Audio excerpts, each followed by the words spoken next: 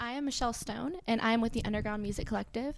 I am joined today by Owen Street and Ja Frida, two incredible artists, producers, and just all-around wonderful creators. Not originated out of Nashville. I think you can introduce yourself, guys. Tell them about yourself and where you're from.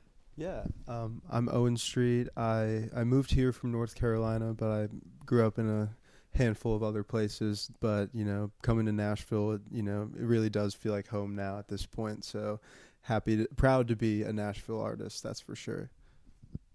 I'm Shafrida. I'm from Dallas, Texas. And yeah, I've been here 5 years and, loving it, living it. So, yeah. I like that. Loving it, living it. Yeah, so today we're here to review Owen. Is it your first single, your first official release single?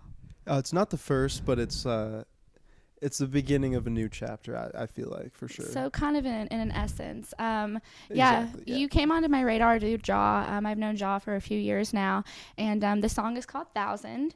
It's and you also did a music video with it. So I thought the video was incredible. It went well with the song, and Ja actually produced and wrote most of the song, right? The beats and sound. All the musical aspects, but he already had the song written and just sang it to me from beginning to ending, and I just produced it from there. I was like, and that's how he always is with all of his songs, just has the songs ready, and I just find the key, find the rhythm and the soul of it, and we just move from there. And that was kind of how this whole project came together, I guess, as well. Cool. So tell the people kind of about how you guys met, and then also how you decided we're going to work on this song together. Oh yeah. So back in the day, we were coworkers, doing the old restaurant gig, and kind of just came together naturally. We had heard through other people that we both did music, and I was like, finally somebody who makes the kind of music I make out here. And not that that's super rare, but it's you don't always come across it, especially in that setting, the day-to-day grind. And as soon as we were in the studio, hit it off.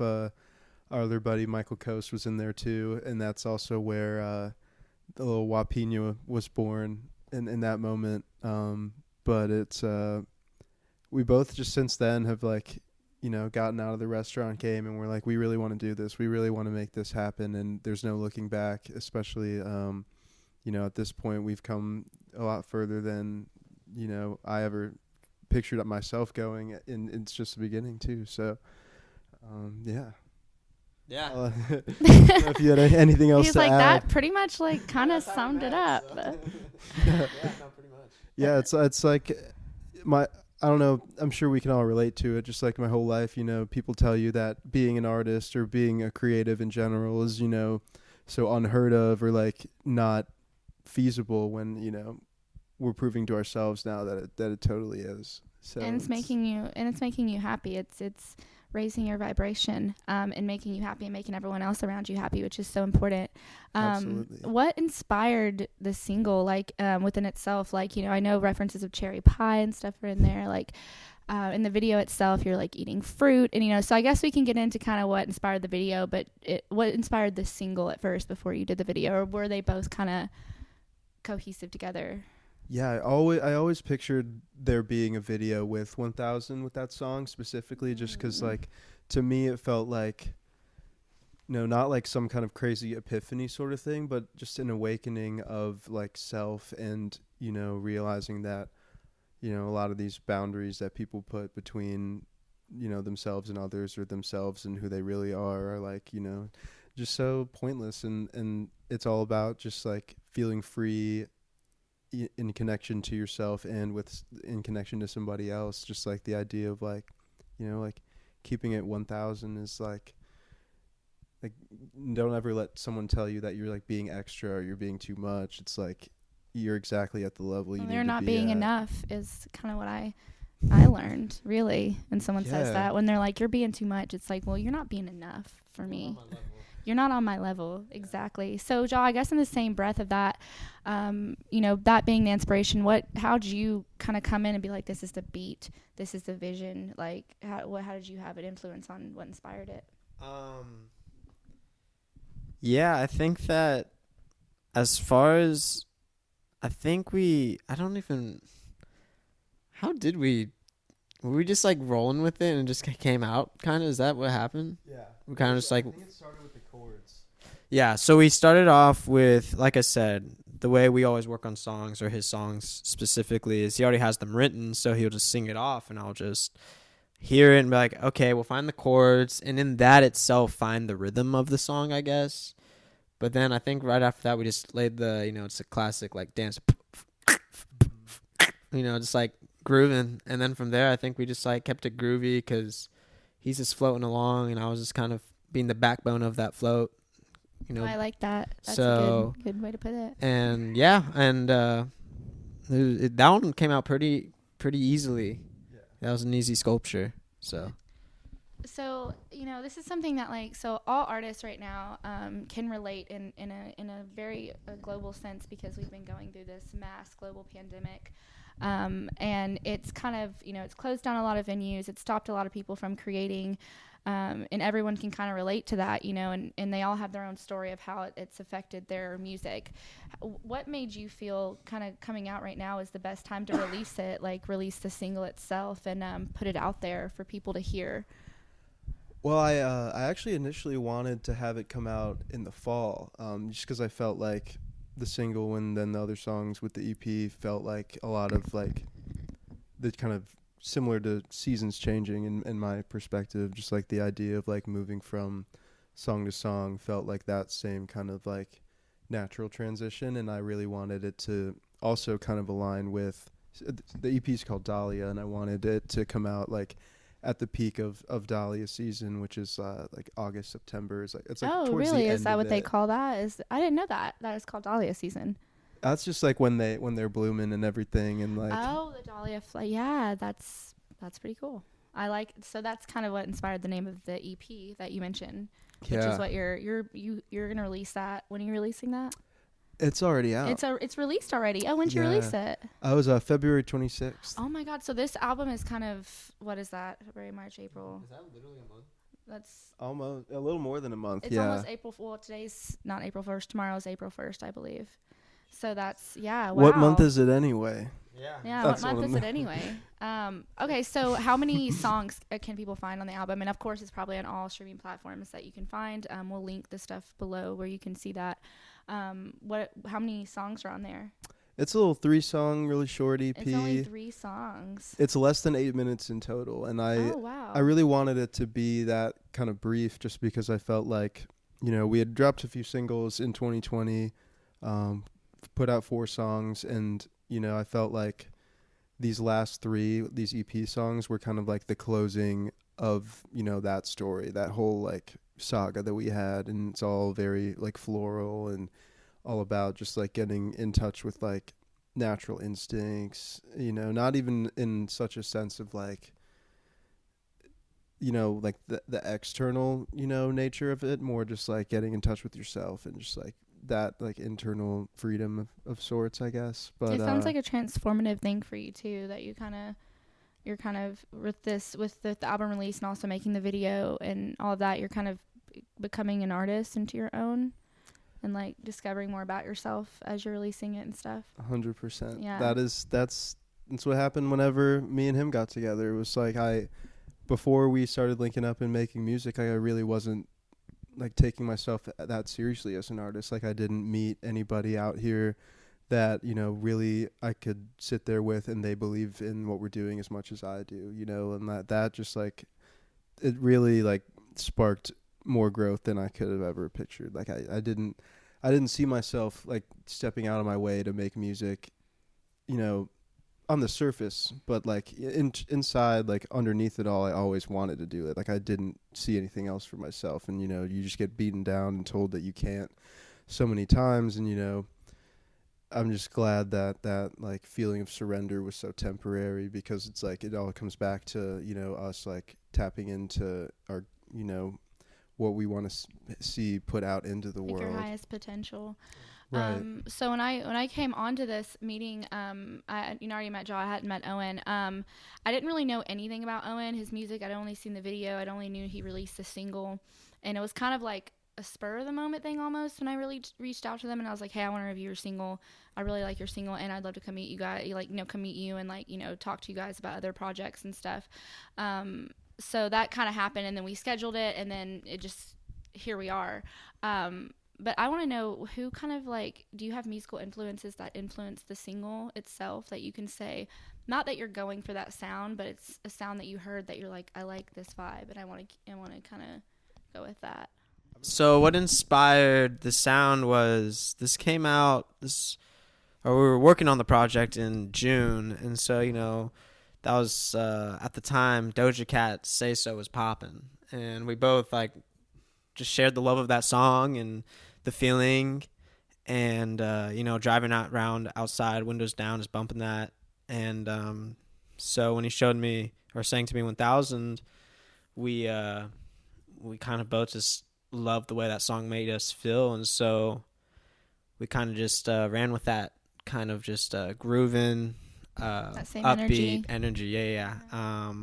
Just summery feel, and that was pretty much because we worked on each song. I think gave each song a day to work on. I mean, it took longer obviously than that, but to conceive them and production wise, and so that was pretty much the inspo for that one specifically. But that's incredible. So, that's not the first thing that you guys have worked on, though, right? You guys have worked on a couple other projects together. Yeah, we worked on some before Dahlia EP. We worked on 4 singles, and basically, our approach for that, since that first session where we just kind of, he sings the song, I just feel it out, find the key, find the tempo, the rhythm, and just felt it out. And it's pretty easy as a producer, and the way I work, it's really fluid and easy to work with him in the way that we do, so it works out. So, for people who are just kind of coming on to not only your music, but your music as well, and I know you're out there all the time, as you don't only just do your music, you're constantly involved in other people's music, which I think is just so incredible. Jaw's always helping people make incredible content. What can people expect that just kind of tapped in just now and started to find out about you guys? Just, I've known about Jaw, but I just found out about you as well. What can people expect going forward with your sound and what you have planned with your music? Yeah, so I feel like the sound is going to vary depending on the project, because we got a lot of projects in the air right now. Little bit of like inner collaboration with ILT, another one of my favorite artists, and People 11. The 3 of us are working on a little something. I won't say too much about it, but it's spicy. It's getting heated. We love a good surprise. Taking its own for sure. Yeah, but we're always working on each other's songs too. It's like coming over here. It's like, we never necessarily know what the sound is or what exactly, the framing of everything is going to be, but then we, spew it out. We got, people coming in to co-write. He's always working on the video front, bringing in other people, and just helping bring their stuff to life. But I guess as far as like the Owen Street sound, I've been super like influenced by like early 2000s alternative, like seeing the resurgence of that has just like been huge to me, and like getting back in touch with like my angsty teen years, and like having all of these like anthems, coming back into my life. It's like I really want to make something that, doesn't necessarily like draw from that, that entire sound palette, but just has that energy and like that, the intensity of it. And I feel like the next songs will be, I feel like these songs were very uplifting, and they were like really like vulnerable and honest in that way, and like a more like a healing vulnerability. And these next ones I feel like will be a little bit more of like I'm being vulnerable about like, things that aren't so happy, I guess, like kind of just opening up about conversations I never got to had, or like, whenever I always like to let the other people have the last word and stuff like that. But when it comes to the songs, it's like that's where I get the last word, and that's where I can, kind of sum it up to be how I experienced it, and you know, she's kind of gonna tell the truth on some people, and you know, that's just how it has to be. It's like therapy, you know. Yeah. You don't always have to go to physical therapy. Like as creators, sometimes creating is your therapy, which I'm a big believer in. So you did say something. You mentioned like you pointed to him. You said about video, how he handles that. To say something about that, I want to know more about the video. Where exactly did you guys shoot it, and you know, how did you come up with who was going to be in it and their roles? Like there's some specific shots in there. I almost said Pacific. And that's where there's we one. It's not the real word. It like there's one shot where you know the girls are lifting you up, which I really like, and then there's one where you put lipstick on, which are like my two favorite shots in the video. So yeah, tell a little bit about that. Like I want to know more about that. We shot a lot of it here actually on this set. Actually, one room over is where we did all of the fruit scenes, and then we went over to one of the nice parts about COVID is that, you know, there's no people in school, so we went over to this empty high school football field, just like the five of us, and shot all of those football scenes, which are my favorite shots we got. I love those scenes. Yeah, those are incredible. The ones towards the end are like over in my house, in my room. I haven't really, you know, shown like that side of me as much yet, just like me in like my normal environment. Like we shot Lilac at my house, but it was like totally manipulated it to be this like color world and everything. But I'll let him tell you a little bit more about it too. The man who helped do a majority of like the production of the video, right? Pretty much all the production. Yeah, absolutely. Yeah, I want to hear from you. I want to hear from Jaw about your role in the video and kind of how you know came into the concept of all of that. Yeah. Basically, I think we, you know, since I'd been there for the audio, I was just as invested in the sense of like seeing the vision. And so important. Yeah, and so we had kind of talked about it while like I think like in the midst of creating and just like an idea maybe or so, but we sat down and I think we just looked at some music videos and just styles of footage in general, just like what are we trying to capture, like how are we trying to capture it, you know? And so pretty much I think I just was like, we had like an open note or something and like a shared note, and we like had the initial meet up and kind of hashed out some ideas, and then he just kind of would like add stuff or like hit me up, or like when we link up explain some new thing. And so that took a little like maybe over a few weeks, a month or something to really storyboard, I guess it. Oh really? So you're preparing. Come up with the idea then to actually make the video. Yeah, it's always the shooting's always like well, if it's planned, the shooting tends to be like very efficient. And so